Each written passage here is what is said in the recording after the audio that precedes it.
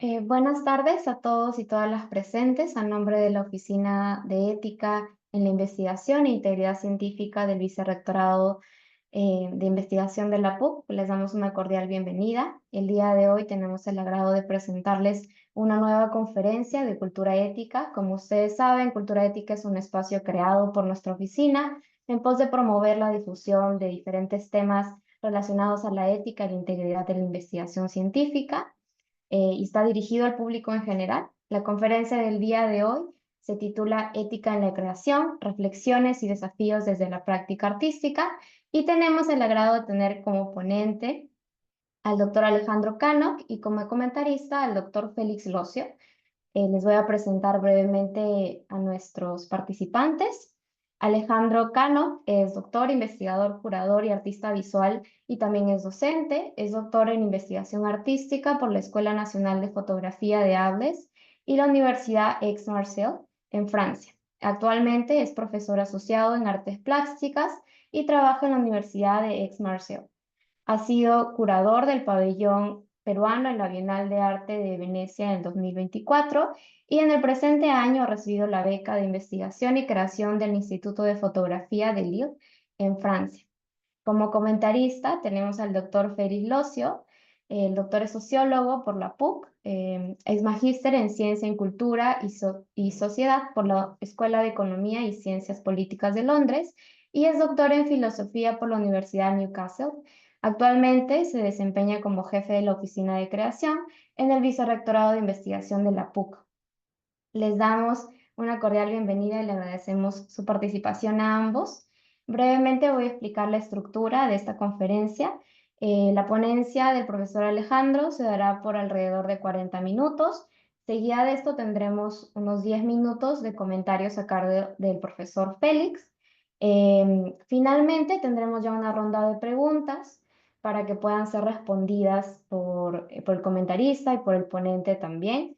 Les recordamos que a medida que vaya avanzando la ponencia, pueden ir dejando sus dudas, inquietudes en el chat que va a estar activo, para que así podamos tener tiempo suficiente para responder todas las dudas. Entonces, sin más, le doy pase al profesor Alejandro para que comience la ponencia. Buenas tardes o buenos días con todos y todas por allá. Muchas gracias, Rita, por el pase. Gracias por la invitación a la oficina de ética. Gracias a Félix también por acompañarnos acá en la conversación hoy día.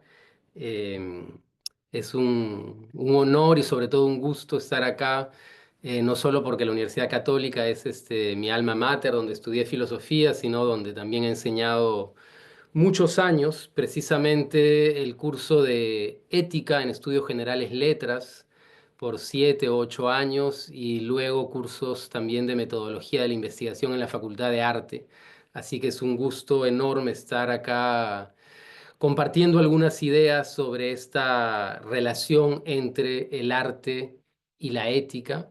Em, Voy a comenzar a compartir para que me acompañen algunas diapositivas. Em, el título general de la presentación es Ética de la creación, desafíos y reflexiones de la práctica artística.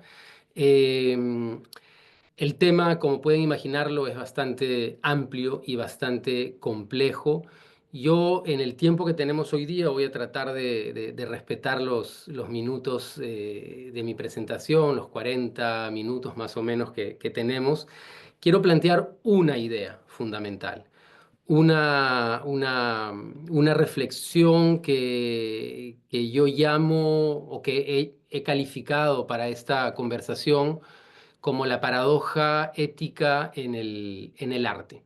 Eh, una de las paradojas, de las contradicciones éticas que se plantean en la práctica artística, eh, que a mi juicio, perdón, no puedo pasar las diapositivas. A ver si ahí está, perdónenme, ya estamos. Decía que voy a abordar una temática, una problemática, que es lo que llamo yo la paradoja ética en el arte. Ahora la voy a empezar a explicar.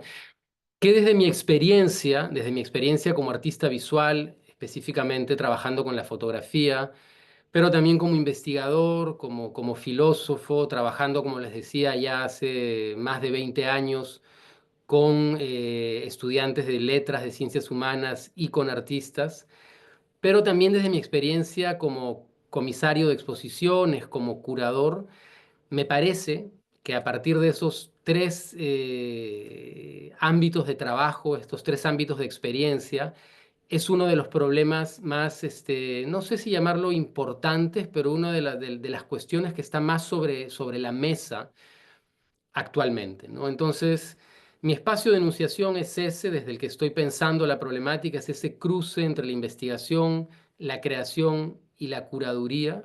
Eh, la curaduría para mí opera ahí un poco como una especie de bisagra entre la teoría y la práctica, una especie de bisagra también de articulador entre el trabajo del artista y la recepción del público, el trabajo individual del artista y las expectativas institucionales, el trabajo de producción, el trabajo de circulación.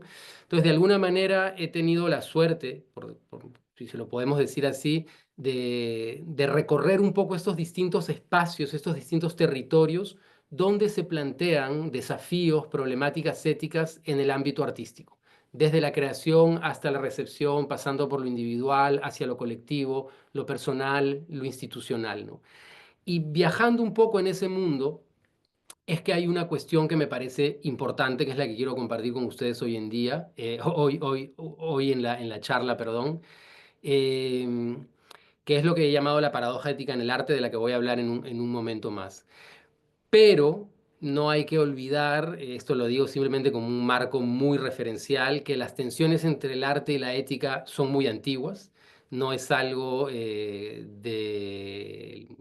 actual, no tiene que ver solamente con el arte contemporáneo. Efectivamente, hay en los últimos años, en las últimas décadas, una suerte de acentuación de la cuestión ética dentro del mundo del arte, y volveré sobre eso un poco más adelante, pero las tensiones son muy, muy antiguas, ¿no? Es famosa la expulsión de los poetas, de los artistas, de los inventores de mitos, de leyendas en la República de Platón, ¿no? Para quienes vienen de la filosofía lo deben conocer bien, este famoso pasaje. Eh, Platón expulsa a los poetas porque su arte, como dice acá subrayado en amarillo en estas citas que he extraído del libro Días de la República, nos aleja de la verdad, ¿no?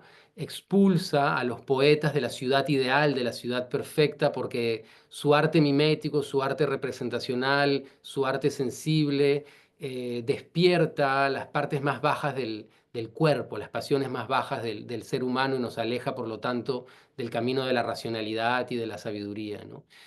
Y Platón dice, y eso es lo que me interesa remarcar más, que se ve en la segunda cita acá abajo, que es necesario supervisar a los forjadores de mitos, ¿no? Que es necesario controlarlos, que es necesario mirar quiénes están haciendo qué y cómo, ¿no? ¿Cuál es el contenido de esos mitos? ¿Cuál es la forma de esos mitos, ¿no? De alguna manera hay que pasar la creación artística por una suerte de filtro de tamiz ético, que en este contexto está pues ligado a la dirección de lo que sería esta ciudad ideal, el Estado, los gobernantes. Bueno, estoy simplificando, no quiero entrar en detalles, pero esta cuestión, que puede ser tan antigua en la historia del pensamiento occidental, de la filosofía, se repite o se ha repetido, como ustedes en la comunidad universitaria lo han visto en las últimas semanas, con el caso de la censura de este afiche de la obra María Maricón, que supuestamente tenía que darse en el festival saliendo de la caja de la universidad, ¿no?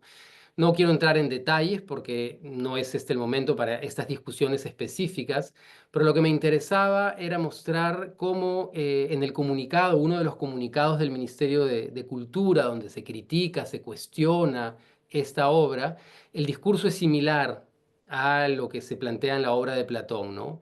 No voy a leer todo en detalle, pero fíjense lo subrayado en amarillo arriba, ¿no? La forma en que se presenta el afiche, ¿no? La forma, que es lo que trabajan los artistas, ¿no? Ya sea la forma gráfica, la forma fotográfica, la forma pictórica, atenta contra tres elementos de la fe católica, que en este caso el Estado está defendiendo, ¿no? Y dice en la segunda parte, el Ministerio de Cultura, que es representante de los ideales del Estado y de la visión del gobierno de turno, se encuentra evaluando medidas correctivas pertinentes. Desde este caso local en el 2025 en nuestro país, en nuestra universidad, hasta lo que sucedía en la República de Platón, vemos que las tensiones, los debates se mantienen, nuevos rostros, nuevos actores, pero esta disputa entre quién debe primar, si lo bueno o lo bello, por decirlo así, el arte o la ética, se ha planteado desde siempre, ¿no? Evidentemente acá la cuestión que ha salido más a la luz es la cuestión de la censura, pero hay otras problemáticas que podrían leerse detrás de estos casos particulares, ¿no? Planteo esto simplemente como preámbulo de lo que me interesa, que es lo que he llamado desde el inicio la paradoja ética del arte. Y en los próximos minutos lo que quiero hacer es desarrollar un poquito dos líneas, ¿no? Que entran en contradicción según esta paradoja. Avanzo un poquito. La paradoja ética del arte yo la defino según lo que se dice, ¿no? Según el sentido común. No son necesariamente posiciones teóricas, no son necesariamente posiciones, aunque podrían serlo, pero no me interesa tanto la conceptualización de estas dos posiciones desde una perspectiva sociológica o filosófica, sino más el sentido común, el buen sentido, ¿no? Lo que la gente dice de alguna manera. Y hay estas dos posiciones. Una que plantea que al artista se le exige demasiado desde una perspectiva ética o moral. Se le pide que sea un defensor, que sea un promotor, que sea, tanto en su vida personal como en su vida profesional, alguien que esté siempre y en todo momento pensando en la dimensión ética de su trabajo. Por otro lado, y esta es la otra posición antagónica, digamos, se dice también que a los artistas se les permite demasiado, ¿no? Que los artistas tienen licencia para hacer, para decir y para mostrar sin ningún tipo de control, sin ningún tipo de supervisión, como decía el Ministerio de Cultura en su comunicado, o Platón en la República, ¿no? Estos dos extremos para mí constituyen dos formas de entender las relaciones entre el arte y la ética que son de mucha actualidad hoy en día, y que abren campos de discusión, que abren muchas preguntas interesantes en relación al rol, a la definición del arte, por un lado, de la obra de arte, desde una perspectiva ontológica, si se quiere, epistemológica, pero también desde una dimensión más performativa, más pragmática, abren preguntas sobre el rol, la función y las posibilidades reales del arte en el campo social, para hacer, para afectar, para modificar, para cambiar o no ciertas ideas, ciertas imágenes, ciertas formas de entender la vida colectiva. Entonces empiezo rápidamente con este primer punto. Al artista se le exige demasiado. He tratado de esquematizar algunas ideas y algunos ejemplos, tanto de obras como de textos. Eh, para empezar, que lo que voy a decir a continuación no es del orden axiológico, es decir, del juicio valorativo, ya sea de los textos o de las obras que estoy presentando. Trato de que mi aproximación en esta forma de plantear el problema sea simplemente descriptiva, sabiendo evidentemente que no hay pues tal cosa como una objetividad en la descripción, pero me interesa plantear ciertas condiciones del problema, y los ejemplos que traigo no los estamos analizando por sí mismos, porque cada ejemplo implicaría una conferencia completa, sino son simplemente como casos que me sirven para ilustrar un poquito el argumento que se va desarrollando a lo largo de cada uno de estos dos extremos de la paradoja que estoy planteando, ¿no? Primera cuestión, entonces, ¿qué implica esta elevada exigencia ética, ¿no? Eh, lo he conceptualizado para la presentación de hoy de esta manera, una suerte de hipermoralización de la práctica artística, pero tal vez habría que ir más lejos, una hipermoralización del mundo del arte, del sistema del arte, de la industria artística, como quieran llamarlo, donde todos los elementos, instituciones, artistas, actores implicados, ya sean curadores, coleccionistas, críticos, periodistas especializados, público, etcétera, etcétera, están atravesados por una exigencia ética o moral. ¿De qué naturaleza? Eso habría que verlo en cada caso, habría que verlo en cada contexto, pero la idea básica es que no se podría crear, no se podría mostrar si este trabajo no está sí, filtrado por esta exigencia ética, ¿no? Entonces esto lo llamo por ahora una hipermoralización de la práctica artística y tengo un ejemplo de una bienal que hay ahora mismo en Barcelona y lo pongo como ejemplo porque es una bienal que me interesa mucho, que está abordando el tema de las prácticas, de las actividades extractivas desde el arte y es un tema que yo estoy investigando en mi trabajo como curador actualmente. Entonces es un proyecto que me interesa mucho lo que están haciendo los curadores María Iñigo y Cristian Alonso en esta bienal. Pero al mismo tiempo me llama mucho la atención y en esto me pongo yo a mí mismo en cuestión también, en los textos que yo puedo escribir como investigador, como crítico, como curador. Me llama mucho la atención si hacemos rápidamente una lectura de este texto, que es un párrafo del texto de presentación de la Bienal, la naturaleza de la exigencia que se le plantea a la exposición y por lo tanto a las obras de arte y por lo tanto a los artistas que forman parte de esta exposición. Leo rápidamente y quiero subrayar algunos elementos acá, ¿no? Dice, lo he marcado un poco con amarillo para visualmente mostrar lo que me interesa.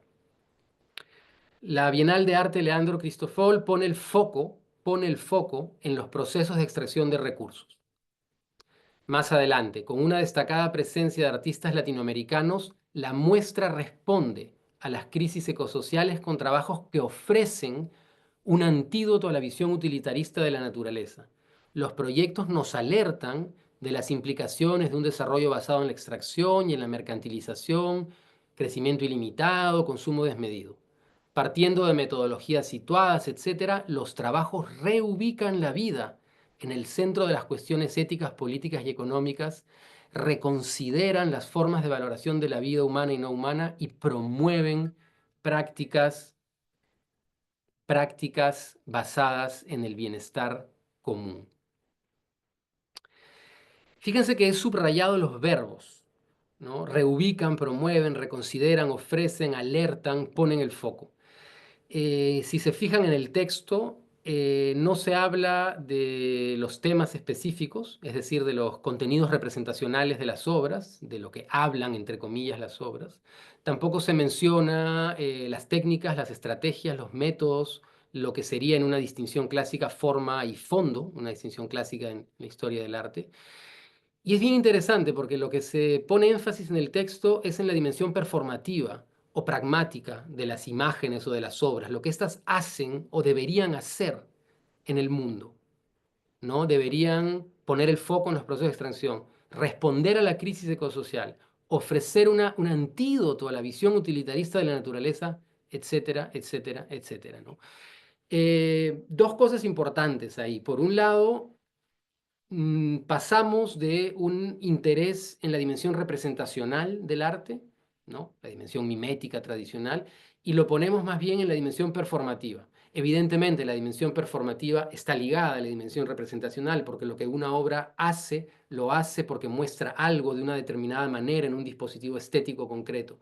Pero lo importante es lo que hace, y lo que hace es de una alta demanda ética o ético-política, ¿no? Primer punto, entonces, acá vemos que no solamente son los artistas, son los curadores y es el proyecto de una bienal. Y esto se puede leer en distintos actores del campo del arte actualmente, ¿no? Em, Avanzo entonces un poquito. Tengo acá una cosa. ¿Por qué se le exige demasiado? Podemos tener varias respuestas, respuestas que vayan por un análisis histórico de la evolución del arte, de las vanguardias, del arte contemporáneo a lo largo del siglo XX. A mí me interesa, hablando en relación al ejemplo anterior de la dimensión pragmática, de la dimensión performativa, de lo que las obras de arte hacen, me interesa poner el énfasis en la cuestión del supuesto, y lo pongo en itálicas, en cursiva, entre comillas, poder de las imágenes, ¿no? Eh, o de las obras, ¿no? De las obras de arte. Eh, una de las grandes cuestiones cuando se habla de las relaciones entre ética y arte, ya sea de la censura de obras de arte, de afiches, de la expulsión de poetas, ya sea de... Perdón, un segundo, perdí. Se me está escuchando, ¿verdad? Perdónenme, que haga este corte, pero he perdido la imagen de... Sí, se te escucha bien, Alfred. Perfecto, gracias, Félix. Em,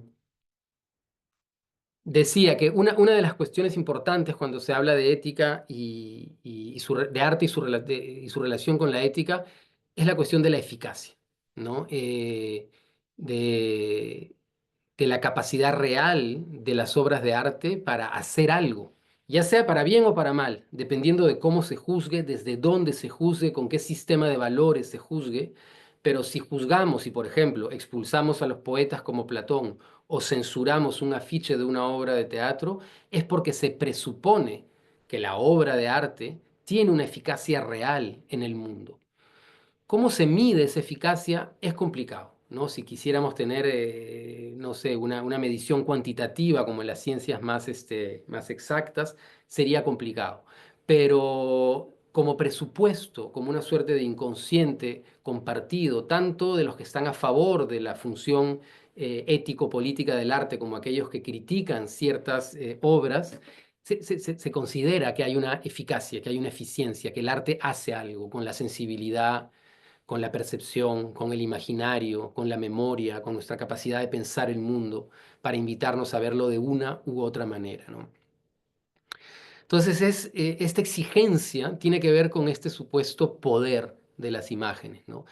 Que sería de una importancia esencial hoy en día, porque una de las, si lo podemos llamar así, de los prerequisitos para modificar el curso actual de, voy a sonar grandilocuente, de la historia, ¿no? Si queremos hacer algo contra el tsunami de la crisis ecológica, geopolítica que vivimos actualmente, el calentamiento global, la- el, el auge de los fascismos hoy en día a lo largo y ancho del mundo, etcétera, eh, si queremos ver cómo se resiste ante eso, y si pensamos que el arte, que la creación artística tiene alguna rol, alguna palabra, algo que decir en ese escenario, es porque gran parte, se podría decir, de nuestra posibilidad de que las cosas sean diferentes, es decir, de modificar el curso de la historia,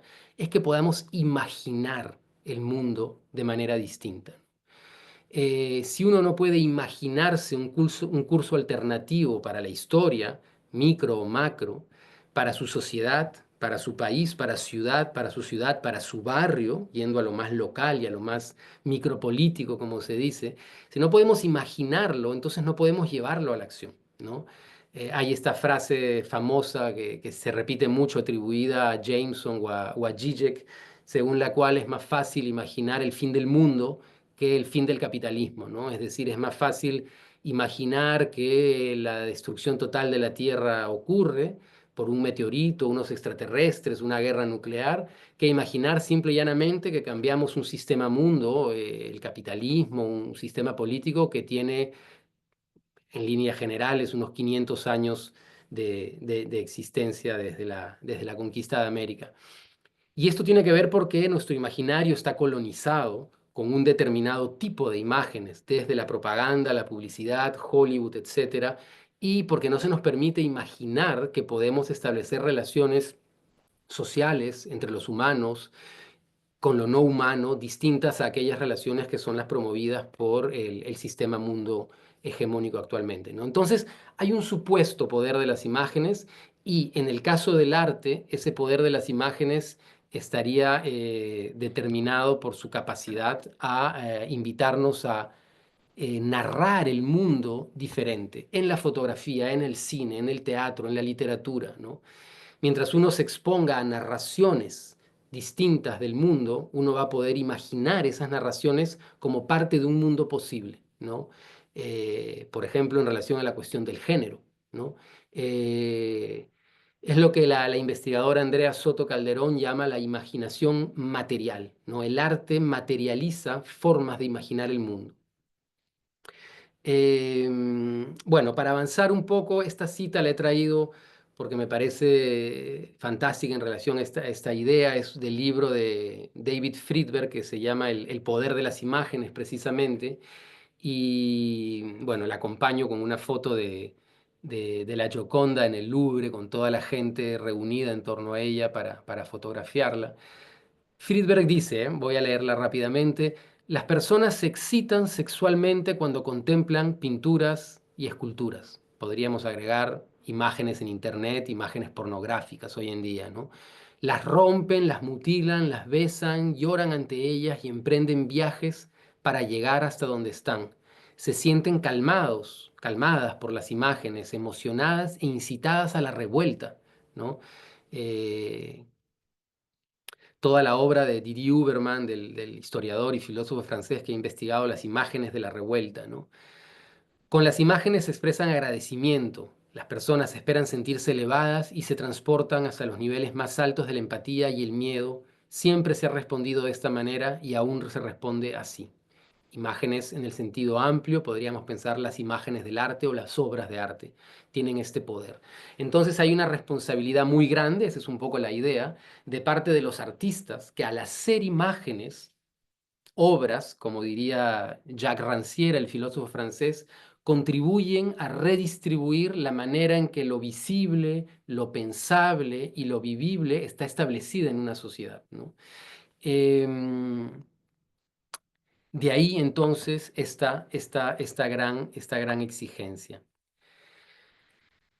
Una consecuencia importante para avanzar un poquito rápido es que el artista finalmente, pero no solo el artista, el sistema del arte se debe convertir en un promotor de la moralidad o de la ética, en un defensor de una cierta visión de la ética, lo que va a plantear una serie de problemas porque ¿cuál visión de la ética, ¿no? ¿Quién y desde dónde se define cuál es ese conjunto de valores, ese conjunto de ideales, ese ethos, como decían los griegos, que determina lo deseable, lo bueno, lo justo en un contexto particular, en un espacio-tiempo histórico concreto, ¿no?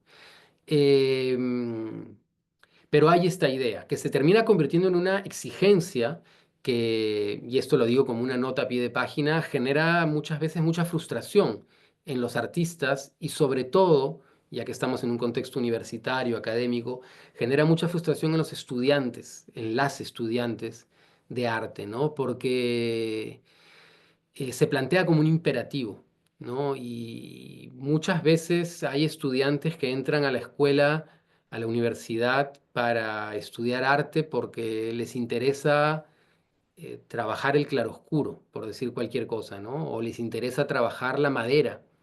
Eh, no quiere decir esto que tengan que caer forzosamente en un trabajo puramente formal, eh, o en un trabajo meramente conceptual, pero muchas veces la exigencia que sienten de que su trabajo tiene que portar un discurso, un compromiso ético y que además tenga que ver con cierta visión políticamente correcta, se podría decir, en un contexto particular, es fuerte, ¿no? Ahí yo creo que es una de las cuestiones con las que hay que hilar más fino, digamos, en contextos pedagógicos, porque es esencial una repolitización del arte en relación a lo que decíamos antes, ¿no? Del poder de las imágenes, de la necesidad de nuevos relatos, nuevos discursos que nos inviten a imaginar el mundo de otra manera y por lo tanto poder pasar a la acción.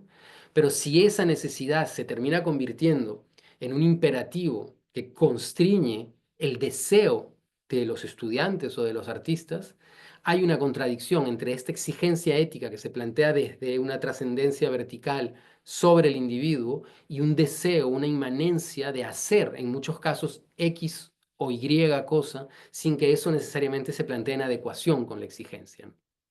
Ahí hay un tema muy interesante a discutir. En todo caso, en este sentido de promoción, de defensa, de una visión, y no voy a entrar en detalles, pero el año pasado fue la última edición de la Bienal de Arte de Venecia, en la que yo tuve la oportunidad de participar como comisario del pabellón peruano. Ha sido una bienal súper importante en la historia del arte contemporáneo, de la institución de la Bienal de Arte de Venecia. Eh, y lo que me interesa rescatar acá es cómo el curador, a quien vemos en el curador general de la Bienal, Adriano Pedrosa, el brasileño, en su discurso no solamente plantea un statement donde se explica la visión de esta edición de la Bienal, que tiene que ver con una revisión del canon de la historia del arte para hacerlo más inclusivo hacia artistas que no han sido históricamente incluidos en el canon, como los forasteros, los extranjeros, los artistas autodidactas, los artistas queer, los artistas de pueblos originarios o autóctonos, etc. Sino que al mismo tiempo, Adriano Pedrosa construye un relato, y cuando digo un relato no quiero decir que esto sea falso, ojo, es simplemente una mitología personal que le permite no solamente profesionalmente defender una idea ética, inclusiva, política del arte, sino que al mismo tiempo lo incluye a sí mismo, no solo como profesional del arte, sino como ser humano al interior de ese relato, para que su posición en este sistema, si lo quieren ver desde una perspectiva estructural, no sea externa, alguien que habla de algo que no vive, sino que sea de alguna manera interna al mismo relato ético que busca promover, defender, dirigiendo o curando, en este caso, a la Bienal de Arte, ¿no? Y por eso dice, y leo solamente las partes que están brevemente en amarillo, dice, a nivel personal, yo mismo me siento implicado, ¿no? En muchos de los temas, conceptos, motivos y el marco general de la exposición de la Bienal, ¿sí? No es algo que yo propongo en tanto profesional externo a mí, sino que me involucra en lo más íntimo, en lo más personal.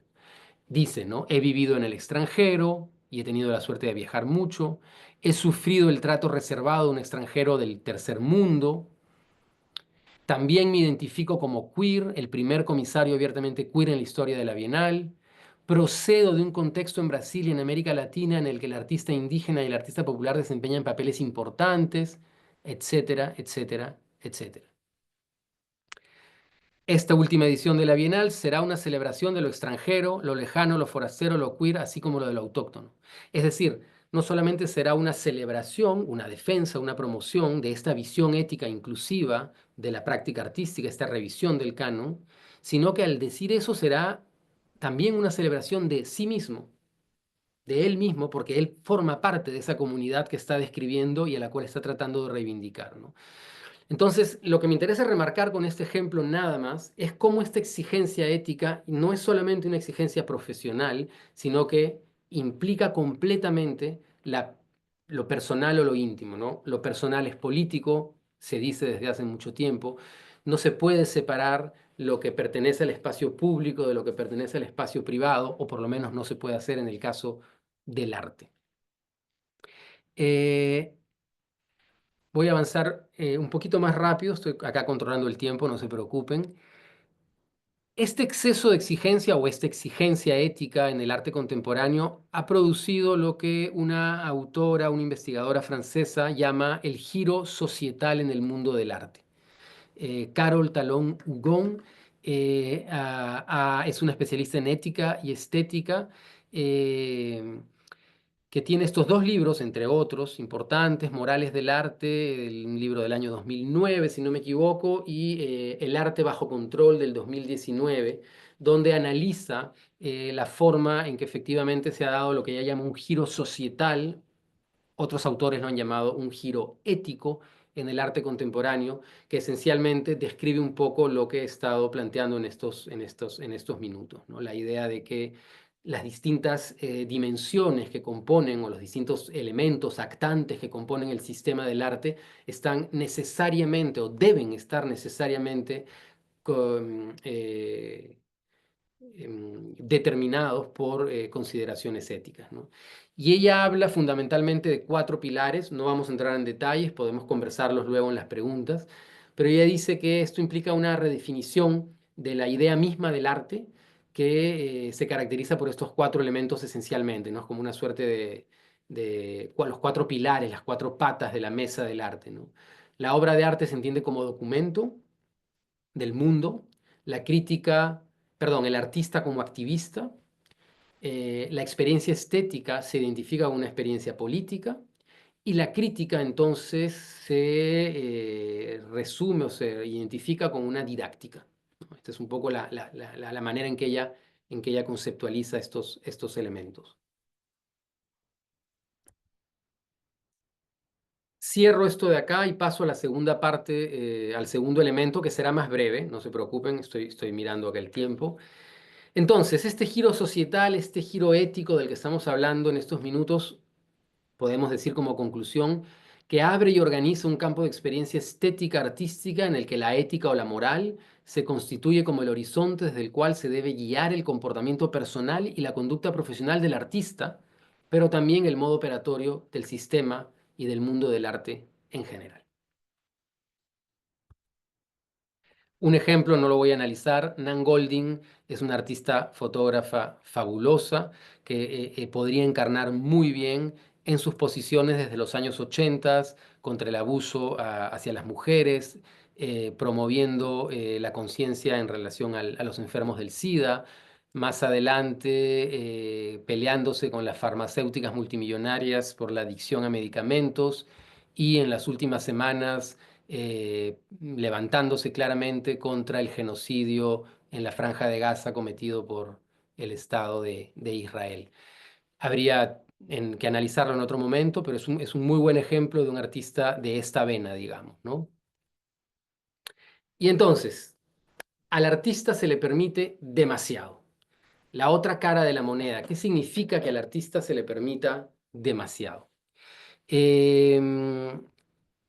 Lo he llamado, para hacer un paralelo, van a ver un paralelo en esta parte, una hipomoralización de la práctica artística, o una exoneración ética de la práctica artística, que tiene que ver con estas ideas que vienen del siglo XVIII, del siglo XIX, sobre todo de, de autores como Oscar Wilde o Kant, antes, de la idea del arte por el arte, la idea de que no existe un libro bueno o malo moralmente, sino bien escrito o mal escrito, ¿no?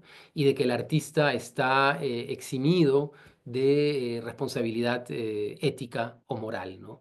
Que produce esta idea o esta imagen del artista a medio camino entre la genialidad y la locura, del artista fuera de lo común, extraordinario, o del artista transgresor, del artista que no respeta los códigos, las buenas costumbres, el sistema de valores en curso, etcétera, ¿no? Entonces, un poquito es esa la imagen que quiero contrastar, y tengo algunos ejemplos, una vez más, que habría que analizar cada uno en detalle, pero esto simplemente me sirve para ilustrar, como, ¿no? Brevemente el argumento. Me interesa acá el texto en relación a la imagen. Es una obra de Damien Hirst, el artista, célebre artista inglés de los años 90. Madre e hijos divididos. Es una vaca y una ternera que están cortados a la mitad, disecados al interior de estos cubos con formol o conservados. Hirst ha hecho varias obras de esta naturaleza. Me interesa lo que dice Nicolás Serota en el texto "¿Quién tiene miedo del arte moderno?", Rápidamente voy a leer algunos pasajes.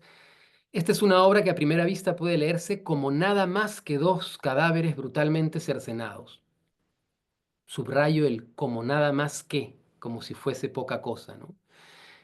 Más adelante dice, para mí la indudable conmoción, incluso repugnancia que provoca la obra, forma parte de su atractivo.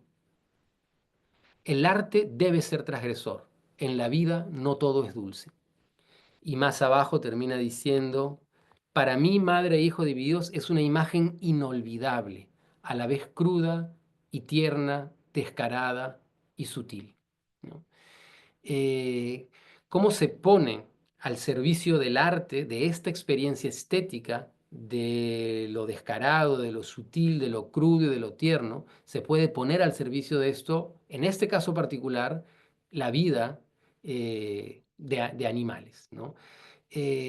Sabemos que en contextos en que el arte trabajaba con materiales, con medios mucho más definidos como el óleo, los acrílicos en pintura, el mármol, la madera, etcétera, la cuestión de los materiales, de los procesos de creación no se planteaba como se plantea hoy en día, ¿no? Hoy en día los artistas trabajan con material genético, trabajan con poblaciones, con animales, con seres humanos, con su propio cuerpo, y todo esto pone sobre la mesa una serie de cuestiones éticas sobre cómo se relaciona, cómo se trata a esos participantes en los procesos de creación de las obras, ¿no?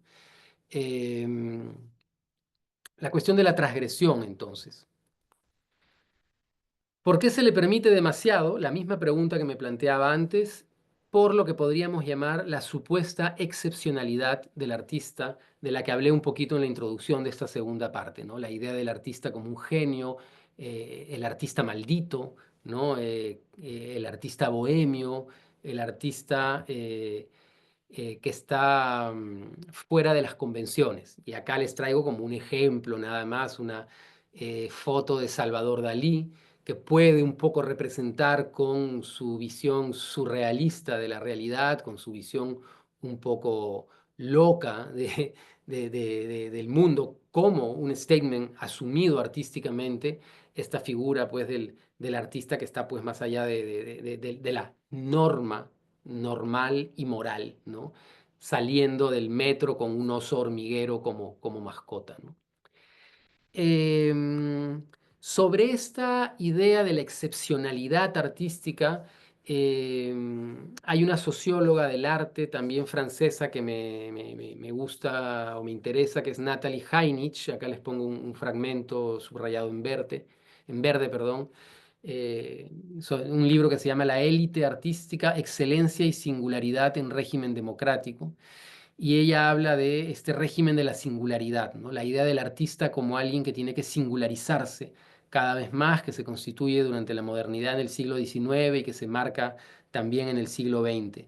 Tal vez Van Gogh, Vincent Van Gogh, sea la imagen más paradigmática, más de divulgación de este artista singular, de este artista que lo que pinta no es el mundo, sino su visión del mundo y que está completamente fuera de todo sentido común, ¿no? Tanto en su vida como en su obra, y eso es lo que hace pues, que su obra sea trascendente finalmente al tiempo y a la historia, ¿no?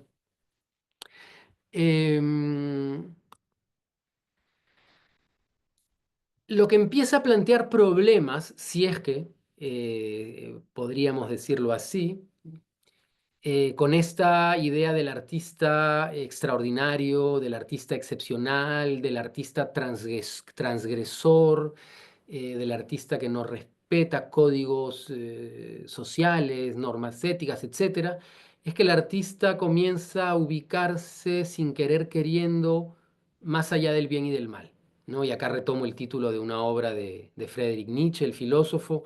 Es además el título que yo he utilizado para un ensayo que publiqué en la universidad con la Oficina de Ética hace algunos años, en el 2018, si no me equivoco, sobre las relaciones entre ética e investigación artística en particular, ¿no? El artista que se ubica más allá del bien y del mal sería pues entonces el artista que no solamente no defiende, no solamente no promueve una visión ética, cualquiera sea, del mundo, un conjunto de principios morales, una visión, sino que se ubica más allá, ¿no? Y que por lo tanto no puede ser alcanzado por el juicio, y que al mismo tiempo esto le da ciertas licencias para hacer cosas que a las personas comunes y corrientes no se nos permite, ¿no?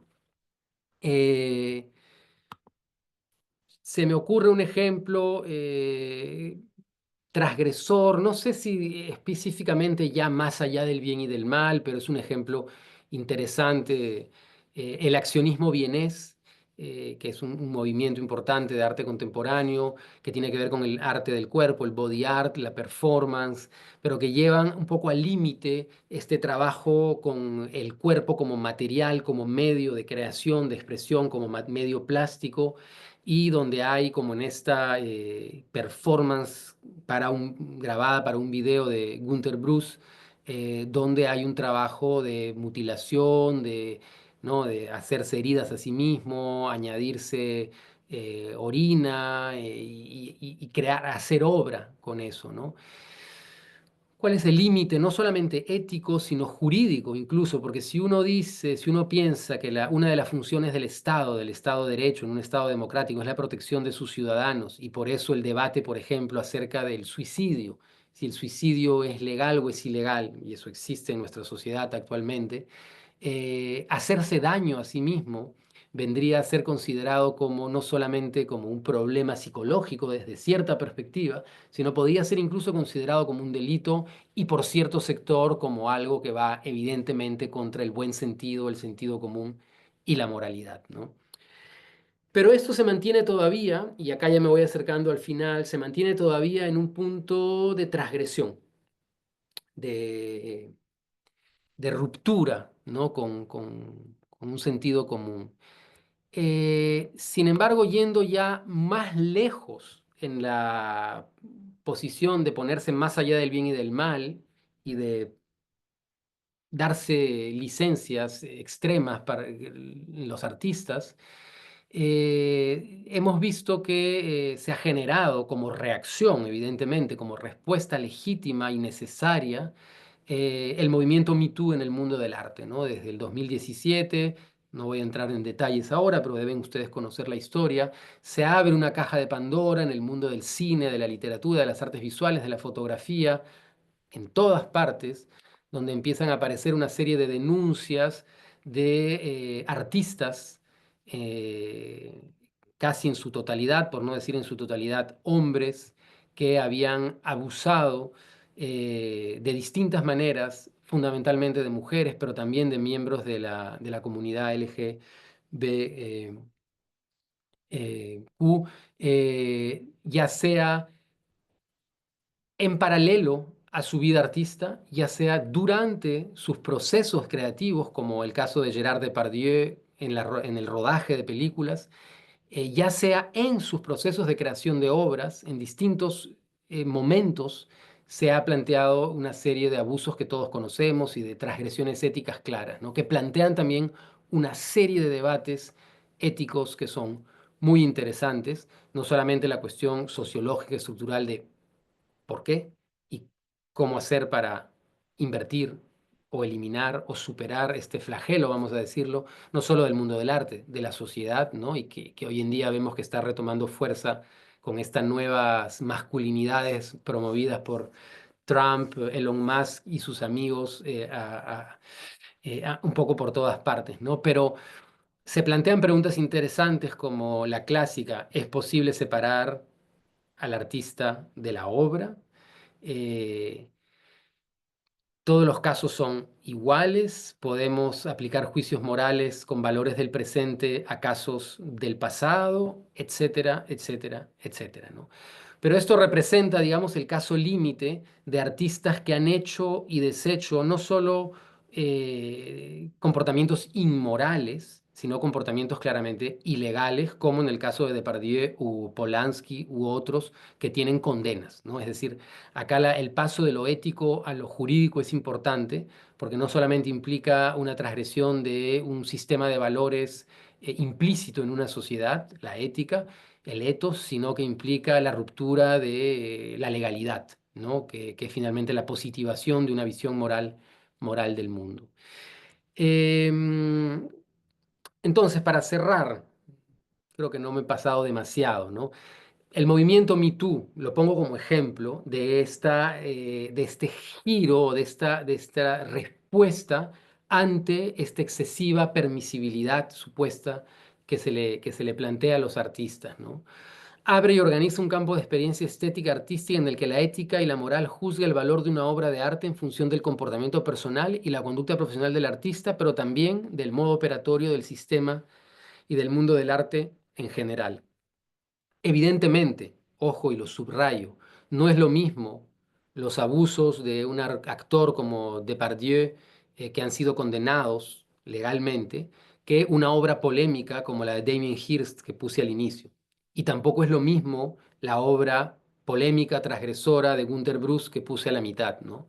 Lo que quiero ejemplificar ahí son distintas modalidades de transgresión, distintas modalidades de separarse, ir en contra, escaparse, desviarse de una norma y no actuar artísticamente promoviendo un sistema de ideas o de valores éticos como puede haberse querido explicar en la primera línea. Y cierro con un ejemplo que no voy a analizar, solamente lo menciono, el polo opuesto de Nan Goldin, o polo opuesto, lo pongo así un poco rápidamente, porque la fotografía es mi campo de estudio, digamos, y es donde me siento más cómodo. David Hamilton es un fotógrafo inglés muy famoso en los años 70, 80, 90, el mismo periodo en que Nan Goldin ha desarrollado su trabajo. eh, un fotógrafo que dedicó su vida, como pueden ver un poco en las fotografías que están detrás de este retrato, a fotografiar mujeres desnudas, fotografía erótica, fotografía de desnudo, que per se no tiene nada de malo. eh, la cuestión es cómo, ¿no? Y quiénes. Hamilton pasó su vida fotografiando jóvenes, niñas, adolescentes, como él mismo lo ha confesado a lo largo de su carrera, creando estas atmósferas oníricas, pictorialistas, pitorescas, un poco bucólicas, donde vemos a adolescentes, a menores de edad, como ven ustedes en esta foto. Y esta es una foto, digamos, recatada en relación a los otros fotografías de desnudo que pueden haber en su obra, ¿no? Títulos como este de 1971, La edad de la inocencia. Ustedes pueden hacer su propia investigación en Internet. Solo para terminar, fíjense lo que dice este texto de un blog sobre fotografía desde el año 2010. Ojo, es otro momento en la conciencia, pero es bien interesante, ¿no? A lo largo de su carrera, el señor Hamilton ha sido objeto de ciertas controversias por sus obras, en concreto por el uso que hace de mujeres jóvenes y desnudas. Pero dejando eso a un lado, como que, ¿no? Sigue siendo uno de los grandes y el estilo onírico y granulado de su fotografía es perfecto para estimular mi ensoñación primaveral, dice el autor de este blog.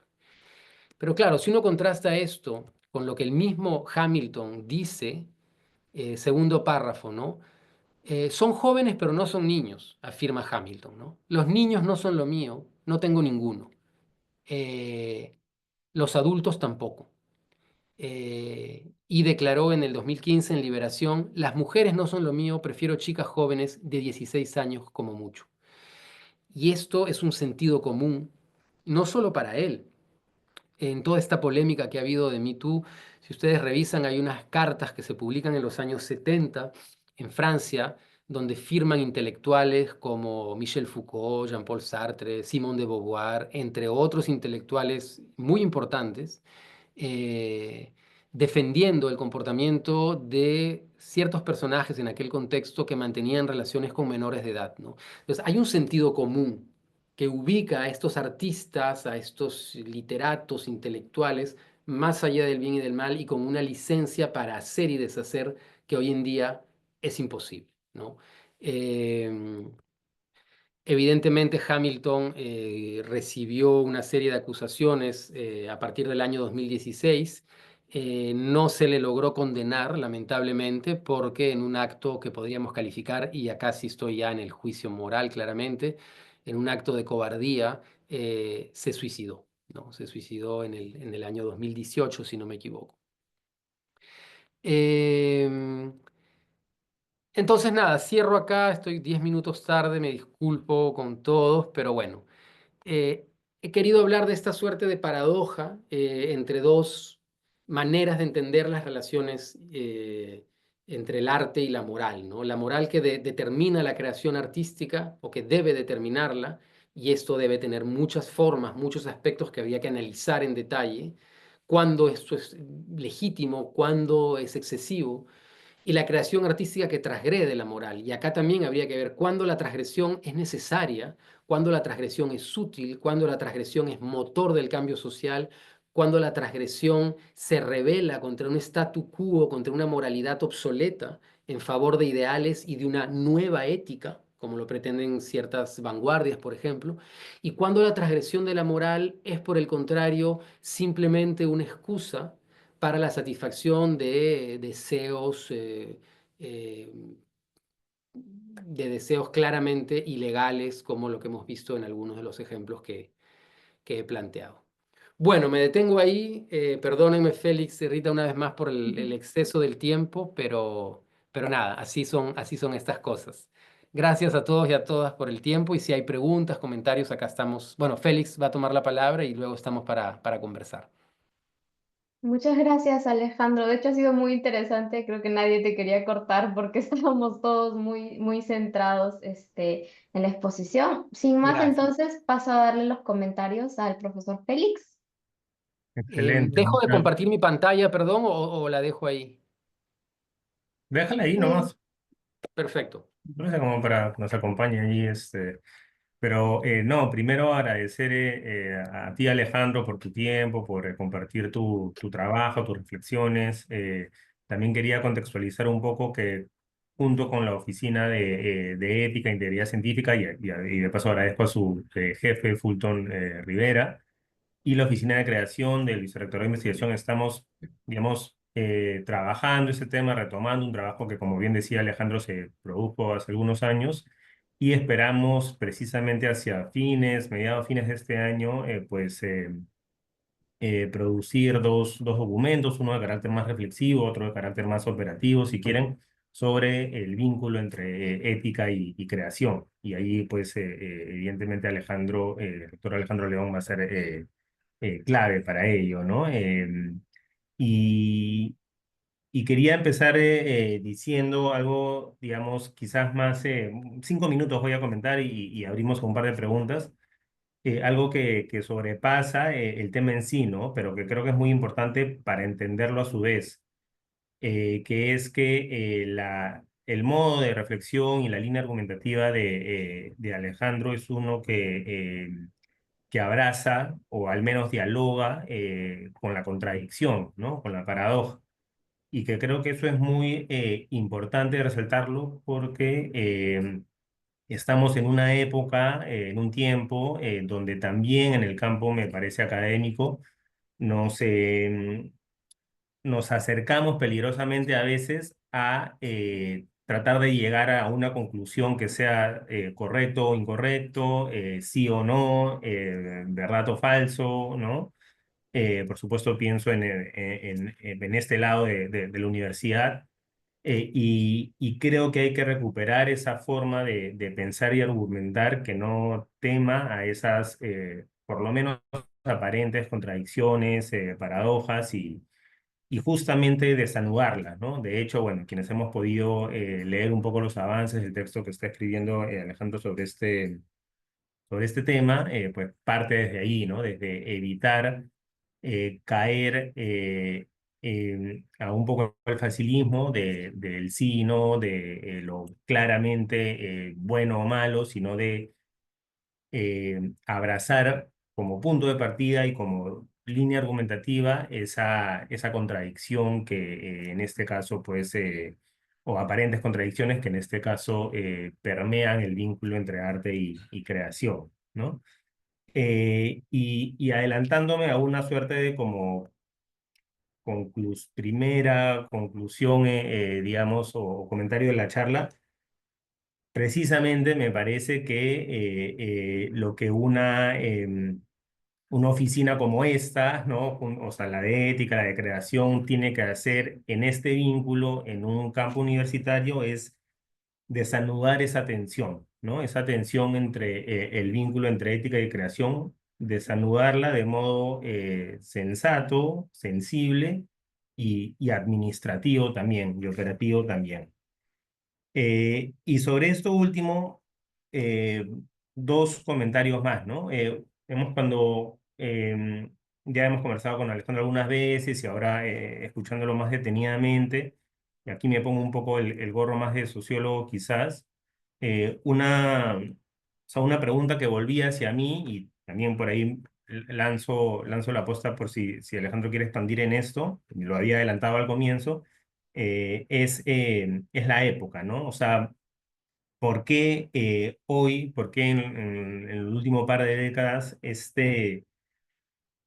urgencia o necesidad de pensar el vínculo entre ética y creación desde su lado administrativo y operativo también se ha hecho más presente en un contexto como el universitario, ¿no?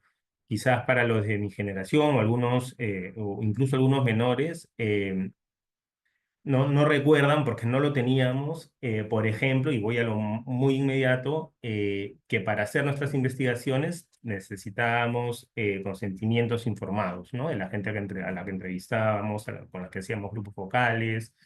No existía, ¿no? No existía cuando uno hacía su tesis, por ejemplo, ¿no?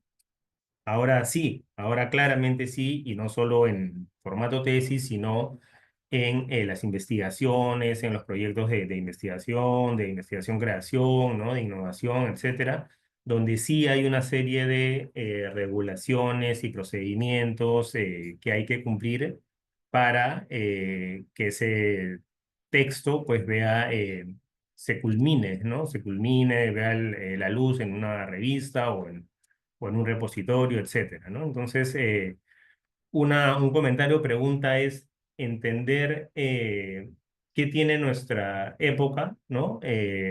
Como decía Alejandro, la conciencia de la época que ha empujado, digamos, en su contradicción, en sus lados oscuros y claros, a esta necesidad, ¿no?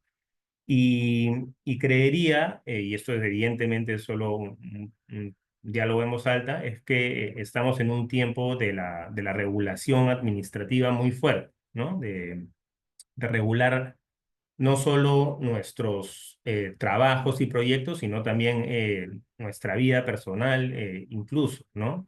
De que todo tiene que ser cuidadosamente gestionado, medido, ¿no? Evaluado, evaluar, digamos, los impactos. Eh, Muchas veces todo se traduce pues en rankings también. Es decir, hay un componente de una suerte de imperativo hacia lo administrativo y lo regulatorio, que creo que es parte de nuestra época y que creo que un poco permite entender también este vínculo, ¿no? Una parte de este vínculo que ya eh, se acerca más a las exigencias de la Universidad Toby, ¿no? Eh, Otro imperativo puede ser, y aquí no, digamos, por ahora no se me ocurre otro término, porque estoy pensando, tratando de usar términos que no sean tan cargados valorativamente, pero es el que se me ocurre ahorita, es un poco el tiempo de la corrección política y de la judicialización también de la sociedad, ¿no? Donde hay que ir como muy en pasos muy cuidadosos sobre lo que uno dice, no dice, hace o no hace, porque hay mucha posible sanción, ¿no? Pública, social, legal, etcétera, ¿no? Y porque también evidentemente hay que tener esos cuidados, ¿no? Espero que se entienda que estoy como tratando de entender un poco algunos imperativos de la época, es una palabra muy grande eso, pero para entender también este vínculo, ¿no? Entonces, siendo que estamos en un tiempo donde lo regulatorio administrativo, donde la corrección política, digamos, nos permea, y nos permea, ahí sí voy a ser más reduccionista, nos permea para bien en unos casos, para mal en otros, eh, explica, me parece un poco, digamos, la necesidad de desanudar esta tensión entre ética y creación. Y finalmente, con esto termino, creo que la época, ¿no? Exige necesariamente, y me parece bien que esto ocurra, que hayan estos puentes, ¿no? Entre la naturaleza del campo de la creación, entre la naturaleza del campo artístico y las maneras en que hoy se vive la universidad, ¿no? Se administra una parte de la universidad. Evidentemente, vuelvo al ejemplo de los consentimientos informados, no es lo mismo hacer una investigación hoy, aquí ni en el mundo, ni por los marcos legales nacionales, que hace 20 o 50 años, ¿no?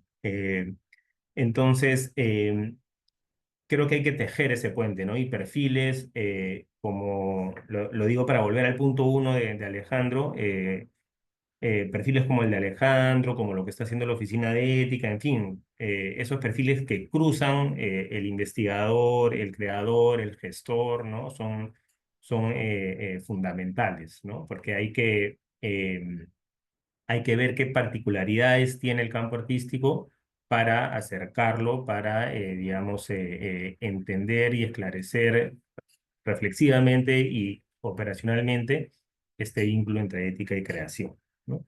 Y termino con una pregunta justamente sobre lo último, ¿no? Que es para un poco lanzar la conversa en los minutos que quedan ahora contigo, Alejandro, y también hay una pregunta ahí por el chat. Es ¿qué de particular crees tú que tiene la universidad, el campo académico, ¿no?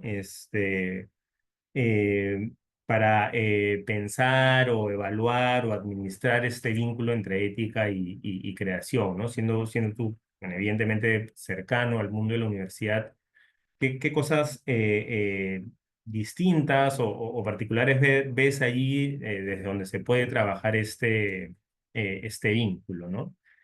Eh, Eso, si quieres por ahora, Alejandro, si quieres te leo también las preguntas que están aquí en el chat y vas comentando un poco las tres o como prefieras. No, si puedo comenzar, digamos, Ya, diciendo algo en relación a la pregunta que has hecho, así no me pierdo. ya. Em, digamos, yo creo que lo importante digamos, de desarrollar estos debates desde la universidad o dentro de la universidad es que finalmente la universidad es un espacio per se de reflexión, ¿no? Es un espacio de crítica, o debería serlo, de autocrítica, ¿no? Es decir, todo estudiante, todo investigador en sociología, en biología, en arquitectura, en filosofía, en pintura, en escultura, tendría, por su propia naturaleza de estudiante universitario o por lo que el espíritu universitario representa, tendría que estar constantemente poniendo en cuestión completamente sus saberes, su saber hacer, sus fundamentos disciplinares, etcétera, ¿no? Y dentro de esa conciencia autocrítica, reflexiva, etcétera, esa duda permanente, la pregunta ética, es decir, la pregunta por el modo de ser o por el modo de hacer lo que somos como colectividad, es esencial.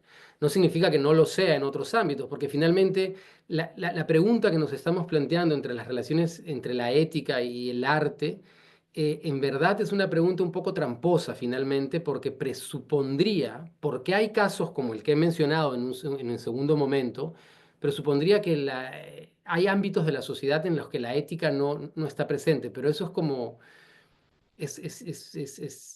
hay transgresión de la ética, pero la ética es una dimensión transversal, ¿no? Un módulo casi biológico, podríamos decir, de la vida en colectivo, ¿no? Ahí donde hay vida humana en colectividad hay un sistema de valores, sea cual sea, nos guste o no nos guste, que rige la convivencia, ¿no?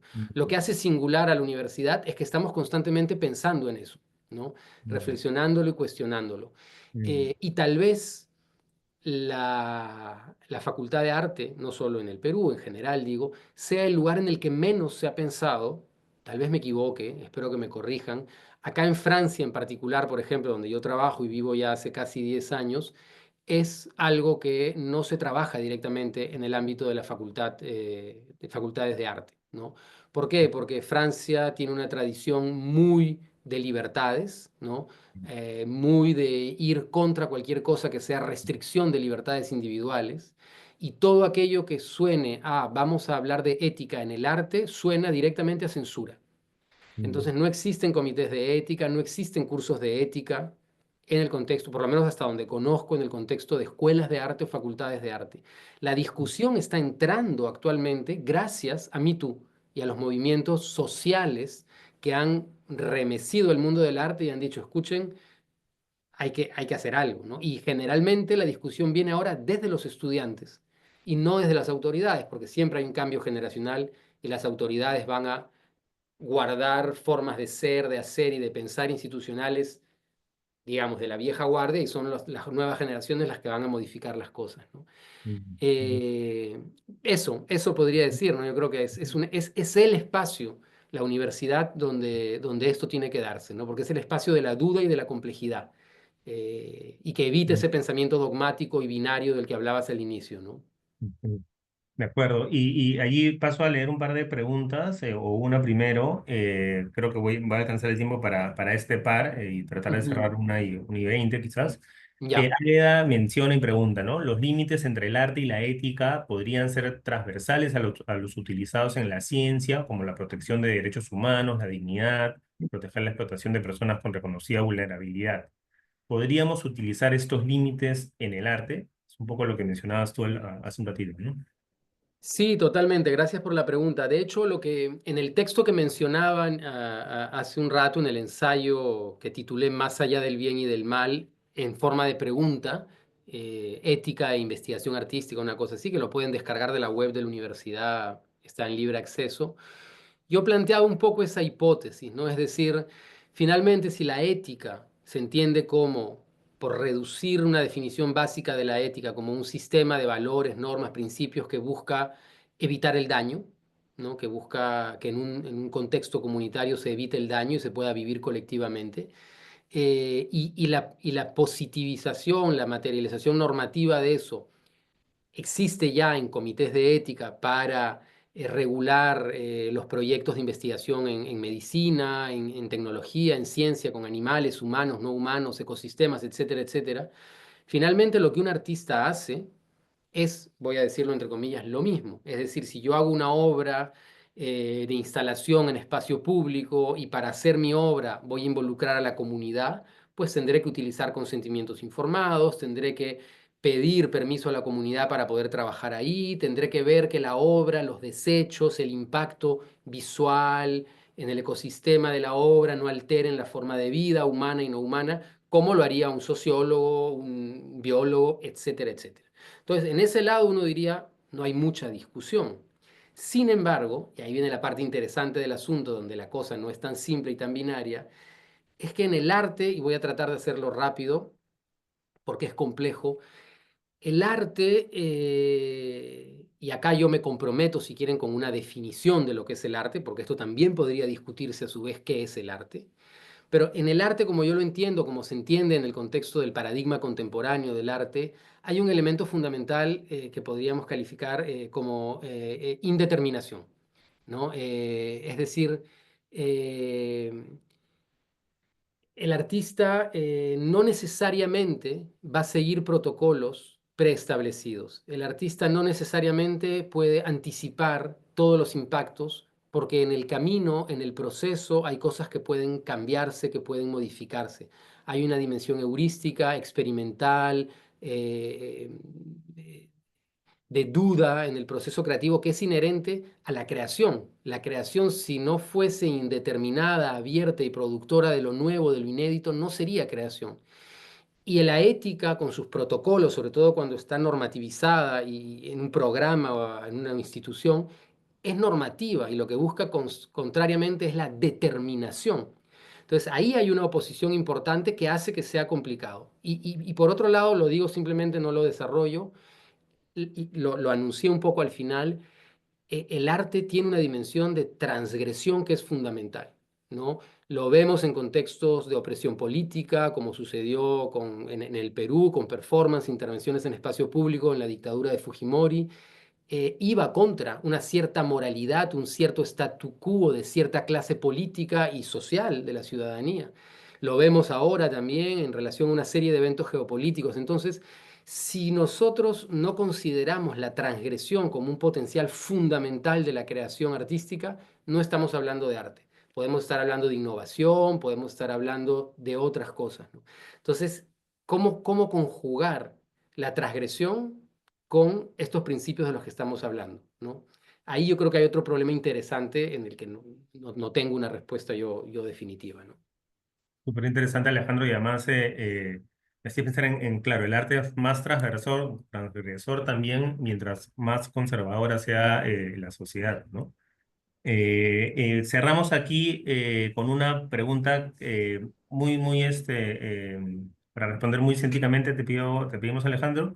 Alejandra Vieira señala, ¿no? Es histórica la tensión entre el arte y la ética, pero también es claro que deben existir ciertos límites éticos en la creación, como en otros ámbitos de la vida. En ese caso, ¿quién sería el responsable de determinar esos límites éticos en la creación? Yo haría una diferencia básica, para hacerlo breve, y que tiene que ver con la universidad, con la institución. Si yo soy un artista que trabajo en mi estudio, en mi casa, haciendo lo que sea, video, foto, performance, poco importa, como cualquier ciudadano, yo estoy sometido al juicio moral de la sociedad en la que vivo, y entonces será la sociedad la que condenará mi trabajo. Como dice Félix, una sociedad más conservadora condenará trabajos como más transgresores, una sociedad más abierta, más progresista, los condenará de manera diferente o los alabará de manera distinta, pero es la sociedad. Y si esa transgresión es tal que transgrede normas jurídicas, la Constitución, entonces será la ley la que será encargada de juzgar a ese personaje. Pero, y ahí cierro la idea, si yo soy un artista que trabaja dentro de la universidad, mi comportamiento como profesional del arte está enmarcado en las normas, los códigos de la institución universitaria, sea la que ésta sea, y de la academia y de la comunidad científica de artistas en la que yo me inserto. Entonces, no solamente respondo a la moralidad de mi sociedad, a la legalidad de mi sociedad, sino respondo a la institución en la que yo decido formarme y en la que he decidido trabajar. Y ahí habrá que tener un diálogo entre investigadores, facultades, comités de ética, para ponerse de acuerdo en relación a cómo se organizan esos límites difusos de la creación artística, cuando puede ser indeterminada, cuando puede ser transgresora, para que todos lleven un poco pues la fiesta en paz, dentro de lo posible. Bueno, gracias Alejandro. Doy ahora el pase a Rita, no sin antes decir que allí también en el chat Natalia Guiñez, Catiusca García han sumado al diálogo, ¿no? Y a la reflexión sobre el tema. Rita, vamos contigo. Muchas gracias. Ya nos hemos quedado, nos hemos pasado en realidad por unos minutos, pero ha sido muy, muy interesante. Muchas gracias tanto a Alejandro como a Félix, comentarista y ponente también. Agradecemos también a todos los asistentes que han quedado unos minutos más. Les recordamos que desde la oficina estamos preparando otras conferencias de distintos temas relacionados a la ética y la integridad. Y les invitamos a seguirnos en nuestras redes sociales, en las redes sociales específicamente del Vicerrectorado de Investigación de la PUC. Les mando por aquí, por el chat, los links de la cuenta de YouTube, de Facebook y de Instagram. Recuerden que en Facebook es que pueden tener acceso a las conferencias, a estas y a otras del año pasado, del anteaño pasado y las que van a seguir en un futuro. En la cuenta de YouTube del Vicerrectorado también encuentran las conferencias y les invitamos a revisarlas y a seguir de cerca los próximos eventos que tengamos desde la oficina y desde Cultura Ética. Otra vez, muchas gracias a los ponentes, al comentarista y a los participantes. Que tengan un bonito día. Gracias, Rita, gracias, Félix, gracias a todos y a todas. Un abrazo. Gracias, Alejandro. Gracias.